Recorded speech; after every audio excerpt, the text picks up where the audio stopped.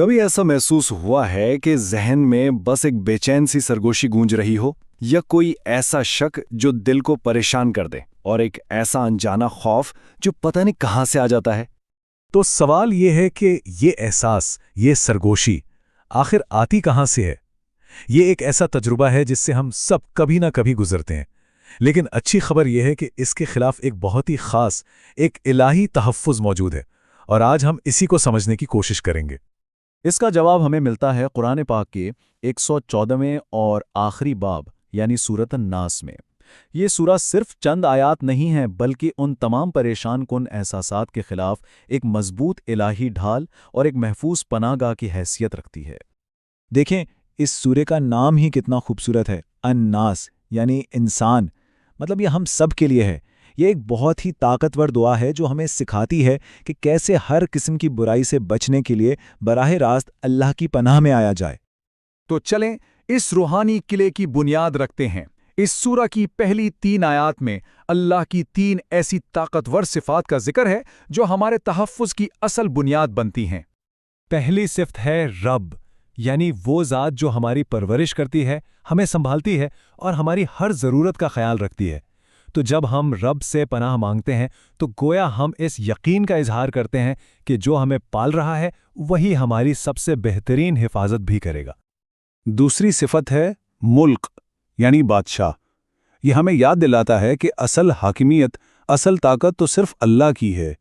جب کائنات کا بادشاہ خود محافظ ہو تو بھلا کوئی اور طاقت اس کی مرضی کے بغیر کیسے نقصان پہنچا سکتی ہے؟ یہ احساس ہی دل کو سکون سے بھر دیتا ہے۔ اور تیسری صفت الہ، یعنی وہ واحد ذات جس کی عبادت کی جائے۔ جب ہم الہ سے پناہ مانگتے ہیں تو ہم یہ اعلان کرتے ہیں کہ ہمارا بھروسہ صرف اور صرف اسی پر ہے، اور ہم ہر اس چیز سے منہ موڑ رہے ہیں جو ہمیں اس سے دور کر سکتی ہے۔ اچھا، تو ہم نے محافظ کو تو جان لیا، اب ذرا یہ دیکھتے ہیں کہ وہ مخصوص خطرہ آخر ہے کیا جس سے ہم پناہ مانگ رہے ہیں۔ یہاں آیت نمبر 4 میں اس خطرے کی دوہری فطرت کو سمجھنا بہت ہی دلچسپ ہے۔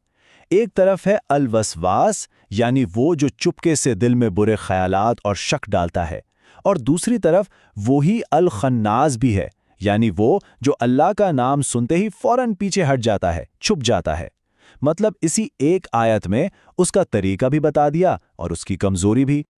ذرا سوچیں، یہ وسوسیں سیدھا ہمارے دلوں اور دماغوں پر حملہ کرتے ہیں۔ یہی ہیں جو بے چینی، خوف اور خود پر شک پیدا کرنے کی کوشش کرتے ہیں۔ یہ کوئی باہر کا دشمن نہیں، یہ ایک اندرونی خطرہ ہے، اور یہ سورہ ہمیں اسی سے بچاتی ہے۔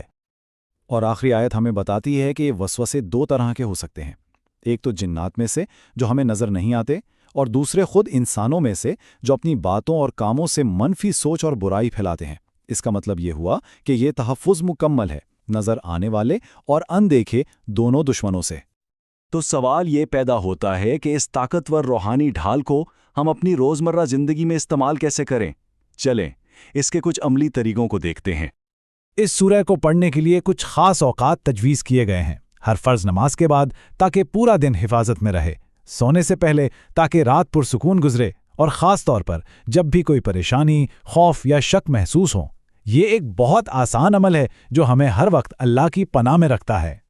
جب ہم اس سورہ کو اپنی زندگی کا حصہ بنا لیتے ہیں تو یہ صرف الفاظ نہیں رہتے، اس کی تلاوت ہمارے ایمان کو مضبوط کرتی ہے، دل کو پاک صاف کرتی ہے، اور ہمارے ارد گرد ایک ایسا روحانی قلعہ تعمیر کر دیتی ہے جو ہمیں ہر چیلنج کا مقابلہ اعتماد اور سکون سے کرنے کی طاقت دیتا ہے۔ اور آخر میں یہی سورۃ الناس کا اصل وعدہ ہے، ہر قسم کی برائی کے خلاف ایک مکمل پناہ گاہ، چاہے وہ چھپی ہوئی ہو یا ظاہر۔ یہ وہ سکون ہے جو اس یقین سے ملتا ہے کہ ہم ہر حال میں اللہ کی بہترین حفاظت میں ہیں۔